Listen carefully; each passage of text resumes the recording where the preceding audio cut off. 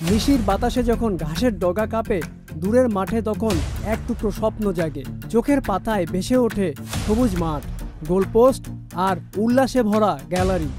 একটাই নাম চারদিকে প্রতিধ্বনিত হয়, বাংলাদেশ, বাংলাদেশ। যেখানে এক সময় ফুটবল মানেই ছিল আর্জেন্টিনা, ব্রাজিলের বিভাজন, আজ সেখানেই উঠেছে লাল সবুজের জয়ধ্বনি। বাংলাদেশের ফুটবল আজ নতুন স্বপ্নের সিঁড়ি বেয়ে উপরে উঠে আসছে, সম্ভাবনাময় এক উজ্জ্বল অধ্যায়ে। এ যেন এক নতুন ভোর, যেখানে শুধু গ্যালারির গর্জন নয়, মাঠের ভিতরেও বাজছে বিজয়ের গান। এই জোয়ারের পিছনে আছে কিছু সাহসী প্রবাসী সন্তানেরা, যারা জন্মেছেন বিদেশে, বড় হয়েছেন ভিন দেশের মাটিতে, তবুও হৃদয়ে বহন করে এনেছে বাংলার মাটি আর পতাকার টান।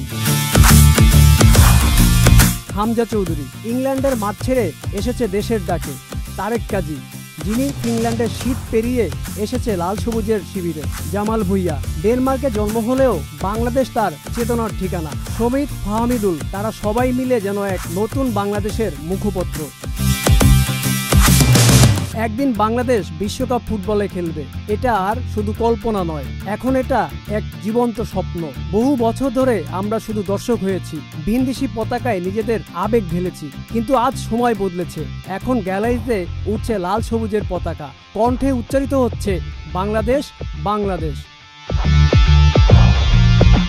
সেই দিন আর হয়তো খুব বেশি দূরে নয়, যেদিন বিশ্বকাপের উদ্বোধনী ম্যাচে গ্যালারিতে বাজবে আমার সোনার বাংলা। ফুটবল মাঠে লাল সবুজের পতাকা উঠবে, আর আমরা বুক চিতিয়ে বলবো, বাংলাদেশ বিশ্বকাপ খেলছে, এটাই আমাদের বাংলাদেশ। Aminul Islam, news flush 71।